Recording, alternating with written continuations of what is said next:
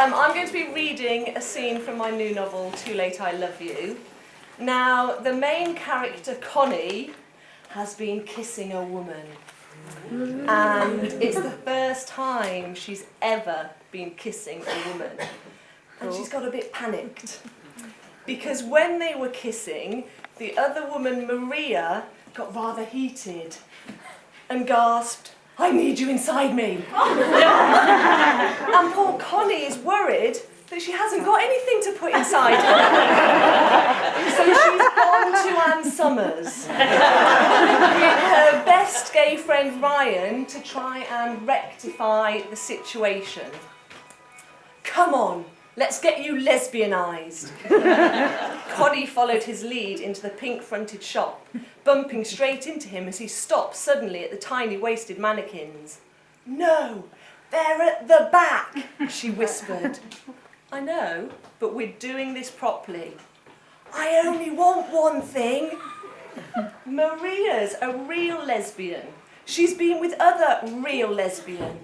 Her memory bank will be full of wonderful women with hot bodies and beautiful faces.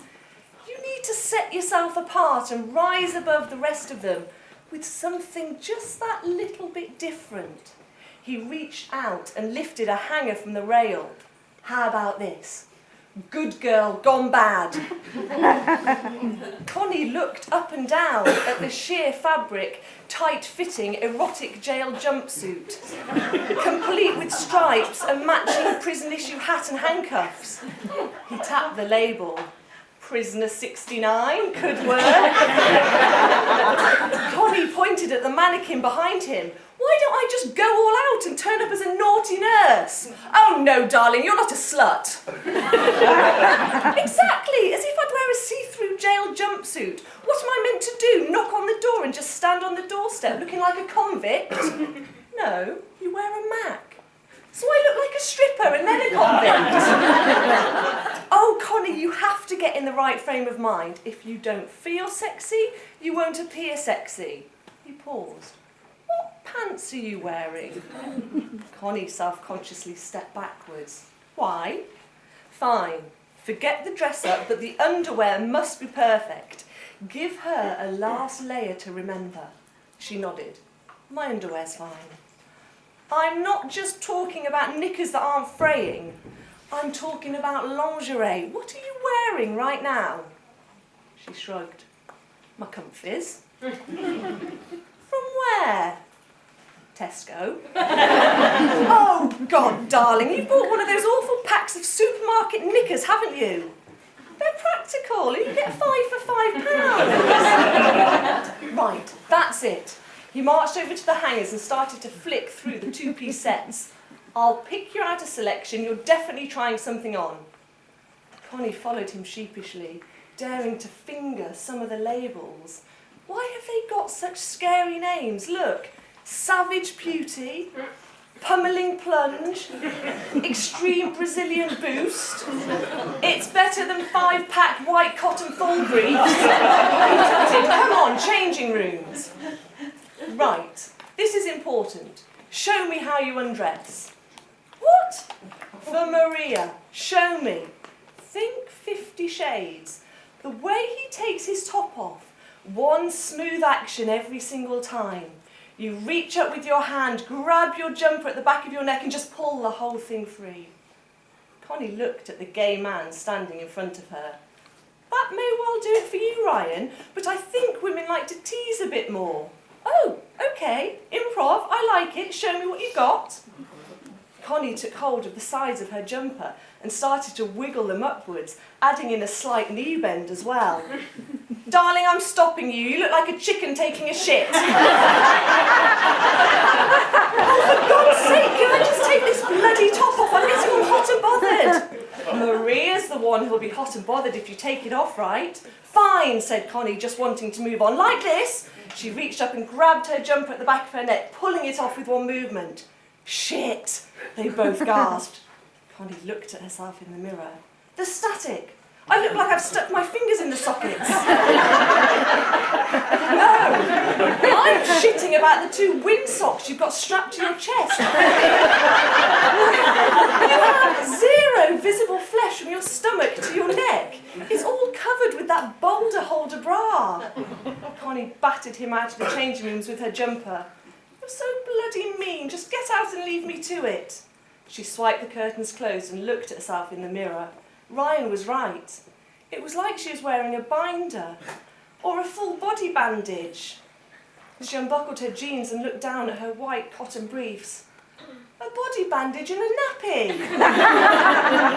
Maria wouldn't be interested in someone sporting a body bandage and a nappy. She unhooked her bra and moaned with instant relief as her breasts dropped free. Oh, darling, try pushing them out a bit and lean back so they're upright. Connie gasped, seeing the face in the curtains. Ryan, why are you covering your boobs? He stepped back into the changing room. I'd be more concerned about your supersized knickers. You could smuggle me out of the shop in those. He picked up the Sweet Treats lingerie set instead. Get this on before the wind picks you up and blows you away.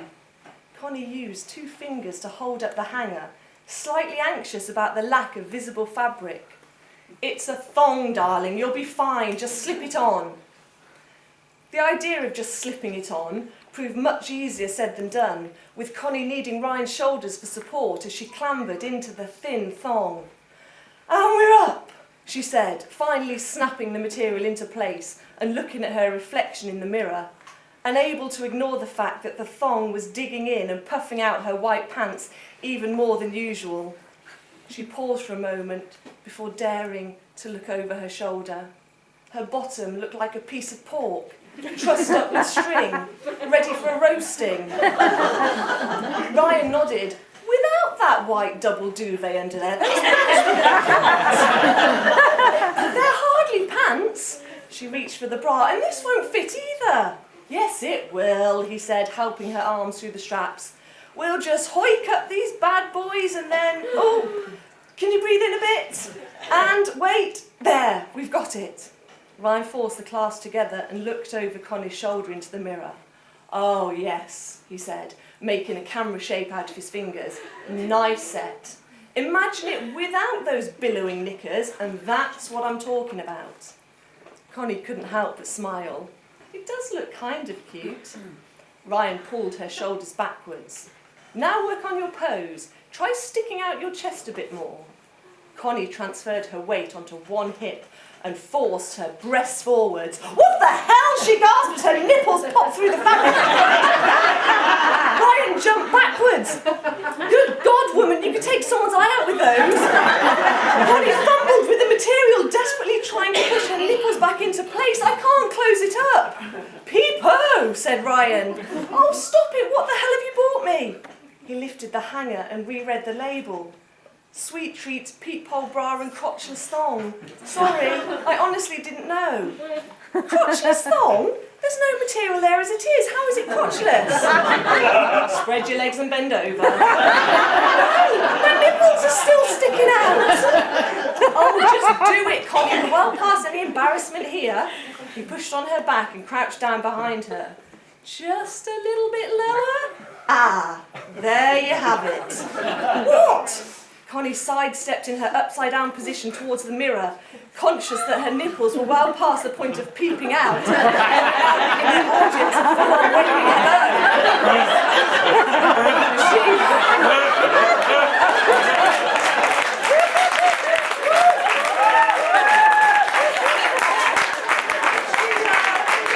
She pulled her breast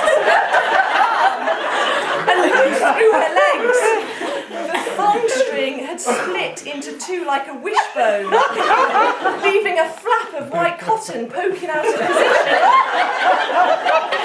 And that's where she'd enter, said Ryan with authority. Half an hour had passed, and they now had a basket containing 3 more appropriate sets of lingerie. Ryan had resumed his role as Gok Wan and was clapping his hands as they approached the rows of DVDs. Right, the scene has been set. She's seen you, you're sexy, so now for the spies. That's why we're here. She lowered her voice. To buy something from the back. No. We work our way through the shop like you'd work your way through your date. That's how it's designed. Dress up by the door, lingerie next, now the DVDs. I'm not going to stop the snogging so I can ask for the remote and load up a movie. No, the DVD's the foreplay, darling. We scan the shelves. Ignore all that, that's straight stuff. Here's the girl on girl. Connie looked at the small selection, unsure if it were the titles or the pictures that were putting her off the most. The MILF and her kitten. Just like you and Maria. She's not that much older than me. She peered at the cover more closely, and I won't be wearing a fluffy tail. Okay, how about muff bumpers?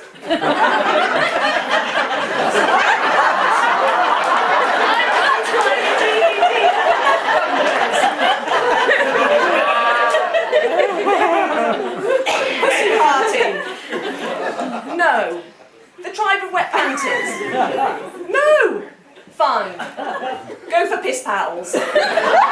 I'm not buying piss pals. You need experience, Connie. Here. First time lesbian. She snatched the phone from his hands and dropped it into the basket. As long as we can move on. Right, at the back they've got... Wait. Last aisle. The final piece of the puzzle when assisting arousal. What? Poppers. I'm not buying party poppers. I'm not. Oh, bless you. What?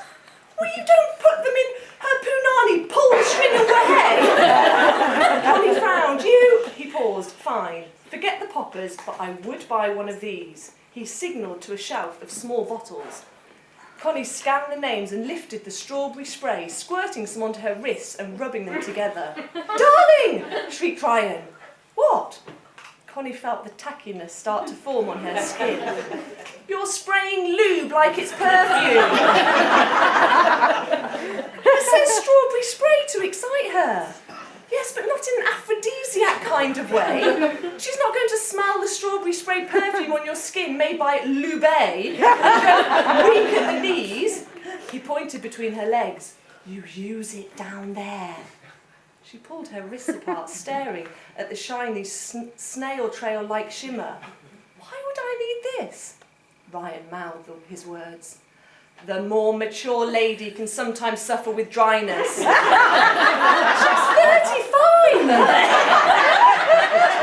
So use it to widen your path. What path? He took Connie's hand and pulled her to the back of the shop, pointing up at the wide variety of objects. This path. We've got bullets, rabbits, wands, dildos, cocks with balls, cocks with veins, cocks with foreskins, cocks that are snipped. He paused, a big black cock and a fist. Oh God, I'm right back where I started. Okay, he said, nodding at the shelves.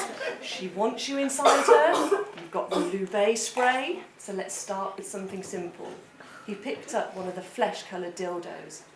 Connie gasped. That wouldn't fit in a fucking horse!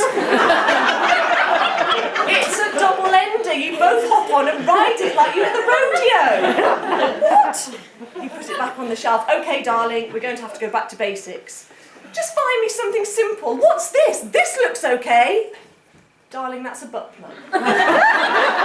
He reached up to the shelf and look, you could be the kitten. This one's got a fluffy tail. Oh, Brian, I'd been better off without you. I just need something I can put inside her. Anything. Fine then. I'd go for the love eggs. And if you get the remote control ones, you can pop them in, head home and switch them on from the safety of your sofa. Why would I do that? And what are love eggs anyway? They're vagina balls, darling. And I'm saying that because you're not really feeling this. He started to thrust his hips. You should be wanting to pump yourself into her. Deeper, harder. His eyes lit up. We'll get you a strap on. Connie was standing in the changing rooms with the same white nappy on display, this time bound up by black leather. She stared at her reflection. I look like a tit. Ryan grabbed hold of a hard erection that was sticking out from between her legs. No, you look like a cock on lesbian legs and she'll love it. Connie held her hair back and looked down at the huge protrusion of plastic. Am I meant to wear this under my clothes? No, of course not. You turn on the DVD, slip out to the bathroom, pop it on, lube it up, and away you go. It all sounds rather segmented. Maria said lesbian sex was one of the most sensuous acts I'd ever experienced. She'll probably be giving you poppers. Nothing, you're fine, just buy it. He pushed his way out of the curtains, dramatically wiping the non-existent sweat from his brow, and we are done.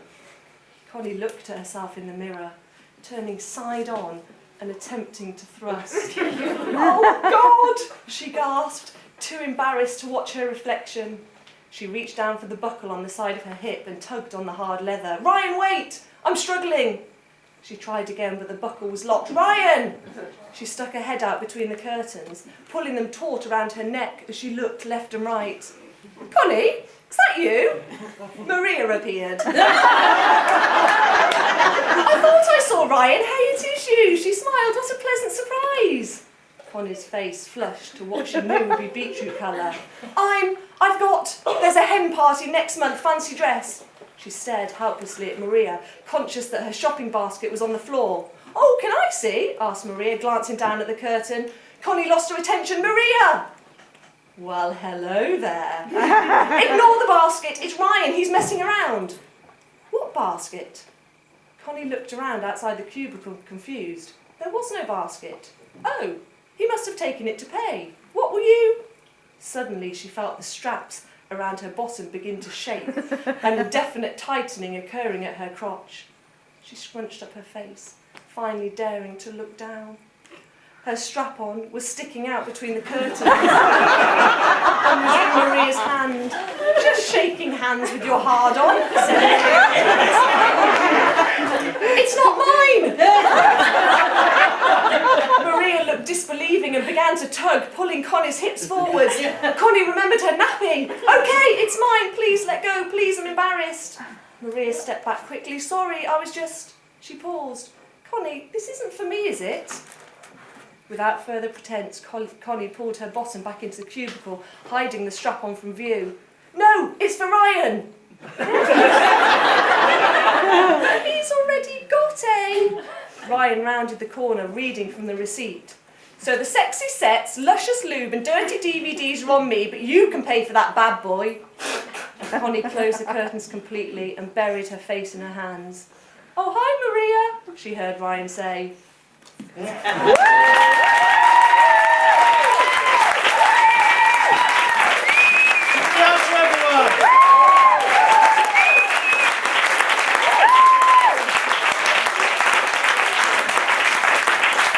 Thank you, Kiki.